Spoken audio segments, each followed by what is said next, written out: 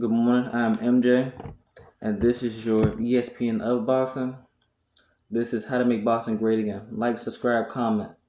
So to start off the fights for the night, and first off, this is the Jake Paul versus Mike Perry undercard. So to start off the fights for the night, you had Shadasia Green. There was a lot of build up going into this fight. The weigh-in was kind of intense. The girl, she was confident, but when she got in, she was outclassed by Shadasia Green. Shadasia Green won with the jab control, combinations, and good defense. Now the issue was Shadasia Green. She definitely got a little comfortable in the fight itself, and the reason I say that is because in the seventh round, Shadasia Green got actually knocked down. So at first, in my mind, I was thinking it was a slip because they kept saying that the sign in the middle of the ring was kind of slippery. But after they looked at it, it was actually a knockdown. It was she slipped, but she was also getting hit on the way down. So Shadasia Green did win that fight, unanimous decision in the eighth round. After that fight, it started off Julio Cezar Chavez Jr., the son of the legend. He won in a 6 round decision versus a MMA fighter. Now the issue is with that is Julio Cesar Chavez was just coming back from I guess a 2.5 year layoff, whatever the case is. He didn't look particularly the best, if that makes sense. I felt like he could have did more. He was saying that at the end of the fight interviews, he was boxing his head off. He was making a miss. He was doing all this, but he wasn't really making them pay, and he was only hitting them with one shots, and it wasn't like power shots. It wasn't amazing, Oh wow, a good shot. It was I hit you with one shot. The guy come back with three. You see what I'm saying? And the guy, as the fight went on, he started picking up a confidence, and he came in on 3 week notice. So Julio Cesar Chavez, he has to work on a few things. Now after that fight though, this might have actually been fight of the night, and I'm explaining what Corey Marksman versus Tony Aguilar. This was the rematch from the February fight. Great fight going in. Corey was controlling the fight with his jab, and he was trying to fight inside. That I didn't agree with because he had good timing. So he had a good 1-2. Every time he used it, you could see that Tony really he didn't have anything but to try to get inside and make the fight messy. Now Aguilar, the first round, he was trying to find his range. I guess he was trying to box a little bit, but at the end of the day, his range was on the inside. And as the fight wore on, he kind of figured that out. Corey Marksman, he was winning with the counters, the right hands, and the counter shots. So every time that Tony would throw a jab or whatever the case is, Corey would counter it, hit his combinations. And at first he was moving, but then he was at later in the rounds. I guess he started getting a little tired. He started from his legs, but he wasn't moving as much. Okay. Corey Tony was coming back, and when he was coming back, he was walking him down, but he wasn't walking him down with a jab. It was Corey would throw something, Tony wrestle him on the inside, and then let his combinations go. But it wasn't clean, decisive combinations. It was, I'm holding you, batty, head. I'm gonna make it messy. It was a messy fight. Aguilar looked gas in the eighth round, which he did, because at the end of the day, like I feel like later in the rounds he started figuring Marksman out. But Marksman was doing what he was supposed to do. He wasn't really keeping his distance the way I wanted to, like I was saying earlier. But the fight ended up winning. It ended up going Marksman way in a 5-3 fight. Now, the knockout of the night was Anderson's H2O Silva versus Lucas Barty. So this was a good fight.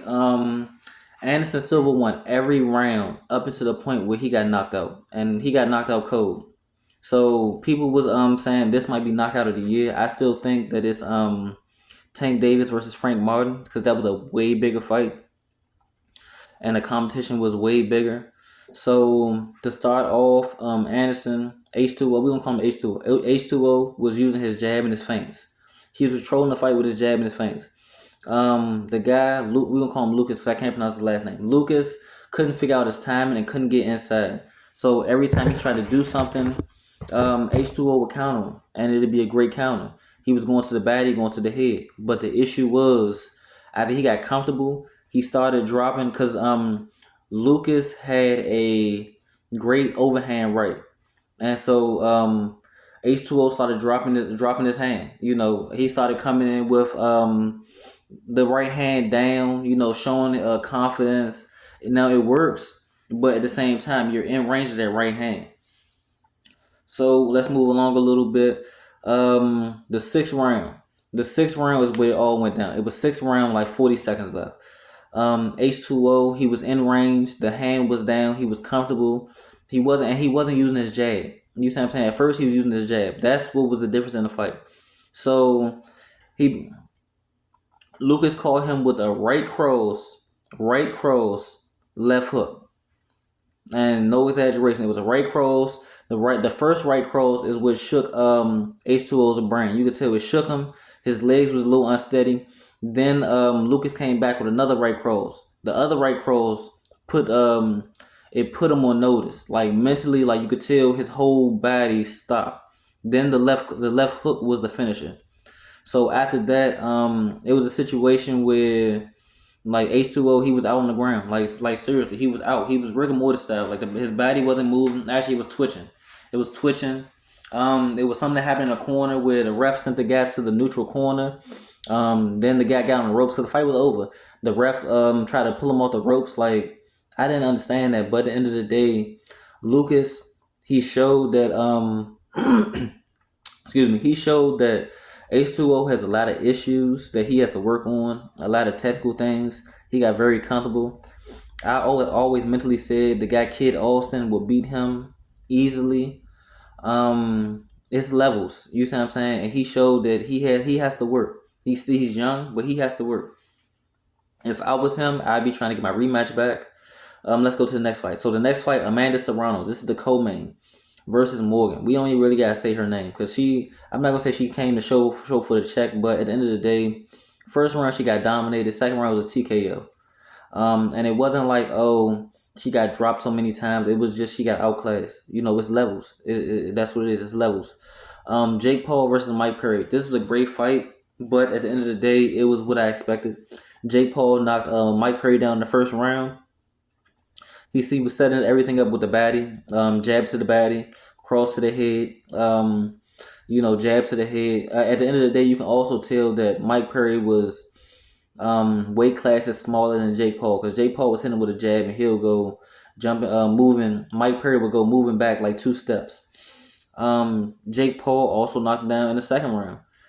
And the same thing, it was a jab cross. Like everything was set up off the jab cross. Jake Paul, I'm not gonna say he looked the best. He said he had hand injuries at the end of it. Every round it felt like Jake Paul was hurting Mike Perry when he'll put things together. Now the very last knockdown, the third knockdown in the 6th round, the ref called TKO. And it was a simple 1-2, but when he got on the ropes, he let his combinations go. Mike Perry slid to the corner, and then from there he went down. The ref called TKO.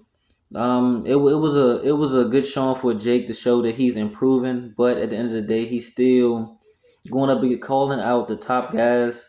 Mike Tyson, I don't know what that fight's gonna look like, but calling out the top guys and in the division that you say you want to become a champion, I don't know. I really, really don't know. But I can't wait to see. That's all I got for you guys. Like, comment, subscribe. Let me know what you thought the best fight on the MVP card was.